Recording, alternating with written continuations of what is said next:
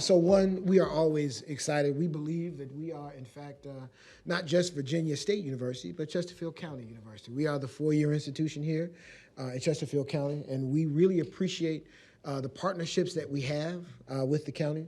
I think that is most represented generally by the incredible work that happens in the town and gown. It happens through the activity of homecoming when we bring so many people to Virginia State University. But I would be remiss if I didn't talk about the recent tragedy that happened at Virginia State University, where a young man tragically lost his life from gun violence. I wanted to, one, thank all of you for your condolences on behalf of our students and our faculty and staff. We really appreciate the relationship. But I also wanted to say that it was really fantastic the way we were able to work hand in hand to work with what was a very challenging situation for our campus community and for the family. And so I want to thank you also, and thank you, Police Department, for the incredible work that they did in and around that event. And also the police department's work with our policing task force, our work with economic development with our MPC in Summerseat, and we're excited about our new marketing campaign. You'll see it on everything. It says "Greater Happens Here." Our Director of Communications, Gwen Williams-Dandridge, she would be upset if I didn't say at every turn that greater happens at Virginia State University. And so more of that. These are our strategic priorities. Very excited to have a strategic plan passed a couple of years ago, and these are our strategic priorities. Number one, to increase student opportunity and access to higher education. I won't go through all of them, but I think that one to me is the most important. We at Virginia State University look at ourselves as Virginia's opportunity university, that we think it's important that young people and people who are young at heart get the opportunity to chase their dreams through higher education, whether that be at a two-year institution or a four-year institution. And we're proud to provide that opportunity here at VSU. COVID, I know you all are there, and first of all, thank you for all that you are doing. COVID-19 has been an incredible leadership challenge for all of us. And so I know the kinds of difficult decisions that you all are making every single day, and I want to thank you for the work that you've done to keep Chesterfield County safe. These are ours as we work as hard as we can to help you keep Chesterfield County safe. Our positivity rates are absurdly low, below 1% in all capacities. One of the things that we were very curious about, we made the very difficult decision to kind of go ahead with homecoming, which is essentially a outdoor festival, if you will. And we actually went forward and had more testing after homecoming just to get an idea of what the impact of that event was going to be. And the positivity rates went down after homecoming. And so what we've learned is the ability to have outdoor events and to do that well. We're very excited about it. If up until about a week ago, I would have told you that we were probably looking to relax some of the restrictions. We have a mask mandate inside, and we were looking to maybe relax some of those, and now we're hearing about this new variant, which is, same old thing. Here we go again, and I know you all share that with me, but we're gonna do the best we can to keep our campus safe and help keep Chesterfield County safe at the same time. We have a vaccine mandate at Virginia State University. I'll tell you this, it's a soft mandate, and we kind of wagged our fingers, but we really haven't done anything crazy. The good thing is that by and large, most of our faculty and staff, on-campus students, again, 96%, faculty and staff compliance, 91%, total VSU compliance, about 89%. And so we feel like we're at a good place. We will be offering an incentive. We offered financial incentives for faculty and staff and students to get vaccinated. We will be offering a similar incentive for them to get the booster shot and continue to move forward with seeing what we can do to use a lot of carrots and fewer sticks to make sure that we can get folks healthy on campus. Fall enrollment, very excited to say that we had the largest year-to-year increase actually ever at Virginia State University. We grew almost 300 students. Now, to put that into some perspective, we had the largest drop last year. Last year, we were one of the very few universities on the East Coast that decided not to have students back in a residential capacity last year. This year, we have shown that we can rebound from that. So we're basically, if you go 19, 20, 21. So we're back to where we were in 2019 and very excited about that. it's the highest increase in percentage-wise, and we also have the highest retention rate. We have more students coming back this year, higher percentage of students coming back than you traditionally come back in previous years. You may be asking why. Well, I'd love to tell you. One of the reasons is some of the great work we're doing, but part of it is also that we were, as you all know, we're blessed with some private philanthropic dollars, as well as public dollars from some of the CARES Act funds. And we use, by and large, we use a lot of funds to make sure that we can keep kids in school. That the number one challenge that we have at Virginia State University is finances. And as we're able to meet more of that challenge, we can get more kids to stay in school. State investment, look at me, so I'm talking about that now. State investments. Last year, we had a historic investment from the state in capital, and so we had about a little over $120 million, $140 million, excuse me, in capital funds that we're using to build two buildings. One is a large academic building, almost as big as the MPC, but for classrooms and for students and faculty offices, built in the middle of campus. And then we also got, we have a lot of deferred maintenance on our admissions building. So we're getting a new admissions building also. And so we're very excited about those two buildings and hopefully bring some more jobs to Chesterfield County and building those buildings. We also have the VCAN, Virginia College Affordability Network, that we're really excited about. One of the things that I've talked to you all about in the past is that we're very excited about the role that Virginia State University plays as an HBCU, the brand that we have nationally, if you will, as an HBCU. But what we want to do is we want to grow that. We want to grow our brand regionally, particularly among white, Asian, Hispanic students, to understand that Virginia State University, while historically is a black college, is a college that's open to all students and can provide a quality education and a quality value right here in Chesterfield County. And so VCAN for Pell-eligible students allows us to do that. If you're a Pell-eligible student and you live within 25, 30 miles of Virginia State University, your tuition and fees are covered. And so we're excited about that. We have a lot of students from Chesterfield County, a lot from Matoaca. Of course, they're the closest to Virginia State. But I want to thank you all for your support of that. More fantastic stories. Top 10 in retention, top 15% in bang for buck institutions in the Southeast, top 30 among HBCUs, top 30% of performance and social mobility. The bottom line is that the work that we've always done at Virginia State is the work that we're still doing, and still that mechanism here in Chesterfield County to provide opportunities for young people and their families to change their lot in life. And we're very proud of that. More stuff.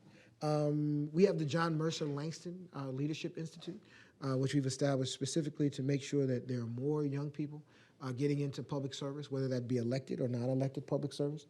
We're starting a public health institute that's kind of spearheaded off of our vaccination clinic, having the multi-purpose center open for vaccinations across the state.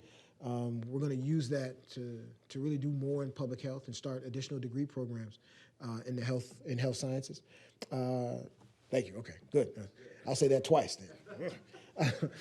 And our community policing task force. One of the things that we were concerned about with the death and the challenges that happened in Minnesota a couple of years ago, that would lend to more of a disconnect, particularly between young African Americans and the police department. And we wanted to do our part to make sure that we brought folks together. And so at Virginia State University, led by Dr. Joe Spencer, trying to bring people together, police chiefs across Virginia, to talk to us, to talk to students, but also just to make sure that we keep those lines of communication open, because the police are a very needed element of the community, and trust of law enforcement is even more important. And so very excited about that. More stuff, our Center for Entrepreneurship, our first HBCU course, and again, our VCAN program, which has been terribly successful. The GPAs of students in the VCAN program are higher than our general population. Their retention rate is higher. And we think that we're beginning to make a dent in making sure that, again, that we can serve the needs, not just of the state, not just of our nation, but of our region, specifically of Chesterfield County. We hosted the Democratic gubernatorial debate. I guess we weren't a good luck charm. Too soon? Might be too soon. Might be too soon. I'll leave that alone. As I mentioned before, we use funds. I don't think it was you, Dr. Abdullah. You don't think it was us? I'm just checking. Sheesh. But actually, that was kind of exciting for camp. One of the things that I think is fantastic. And with that, I should extend an invitation to maybe one day have a Board of Supervisors meeting at Virginia State. The idea of our students getting a chance to see how things work, it's almost really like having adjunct faculty on campus for a day, right? And the view that they get to see is totally different than what they may see on television. And to find out that folks that you see streaming live, which I know this is streaming live, but they're real people with real ideas, and that's particularly important. And so I think that was great for us, and it was a great experience for our young people. I mentioned earlier that we paid off our student balances. We used some of our federal monies. Our focus is always on students first, and so trying to make sure that they could have could finish school and stay in school. And we renamed some buildings last year. I am always not just coming in front of you, but trying to get to DC or whoever we can advocate to and for Virginia State University. We always want to do, and so there's been some advocacy at the federal level regarding HBCUs. I try to be in the middle of that to make sure that if there are resources that we can bring to Chesterfield County, that we do that. And with that, I shall stop. Yeah, we got a little thing on Saturday. And thank you, sir. I heard that you have RSVP. We're excited to have you. We will be having our commencement on Saturday. About 300 students will walk across the stage in what is always the most important thing we do at Virginia State University, which is graduate young people. One of our fantastic alums, Bill Harvey, president of Hampton University. He's only been president a short time, I think 42 years, right? He's going to be our commencement speaker, and we're very excited to have him. And thank you so much for coming. And anyone else who is interested in coming and hanging out with us, we would love to have you. Love to have you show up. Certainly, Dr. Abdullah, we thank you. I look forward to attending already. I've already RSVP'd due to our outstanding VSU alumni, Ms. Conley, whom I want to mention at this point, certainly, who works with us and help us stay on track. But I just want to thank you so very much for the outstanding job you're doing here in Chesterfield County and the nation. Tremendous asset in our county, and we look forward to continuing to work with you with regard to internships for students in various areas. And I greatly appreciate the HBCU history course that I participated in last February. It was very, very exciting and interesting and I applaud your efforts in terms of having board meetings around on campus. I know when I was on the Board of Accountancy, we decided to meet throughout the state at every university that would have us, and most universities did host a Board of Accountancy meeting when I was on that board. So I applaud that idea, and I think it's something that we can do certainly in the near future or future. So but I'll just applaud you, sir, for the outstanding job you're doing, and I'll ask my board members if they have any comments they would like to make now or at this point.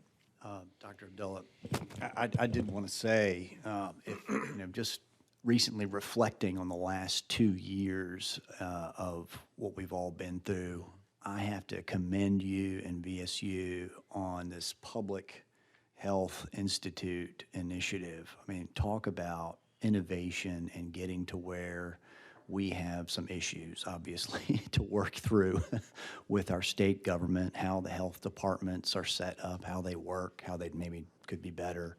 So this is like right on time in my view, and I just want to say excellent work. And I have a couple things I want to talk to you about offline on sports tourism and the possibility of an HBCU bowl here in the Richmond region, which I think would be really cool. I am very excited. I love sports. I was actually just working out with the women's basketball team this morning. And so if you watch me walk slowly out of here, you'll know why. But I would love to talk about that. Yes, Awesome. sir. Thank you. Thank you. Well, speaking of basketball, don't we have an event coming up in March that we didn't get to have last year because of COVID, and now we're going to get to have it down there? That's right. We're going to have the USCAA. Did I say that right? I think that's right. Yeah, which is a small college basketball championship that we're really excited to have on campus. And so I love the game and everything about the game. And I think that using our multi-purpose center as something to draw not just regional but national activities, I think is particularly exciting. And I've talked to all of the folks. The more that we can build up the area around there, and Virginia State University is a willing partner and participant in making sure that that happens, I think the more we can attract all the right kind of tourism to southern Chesterfield County. Well, and also your facilities were vital for the entire southern region and the Crater District in the vaccine,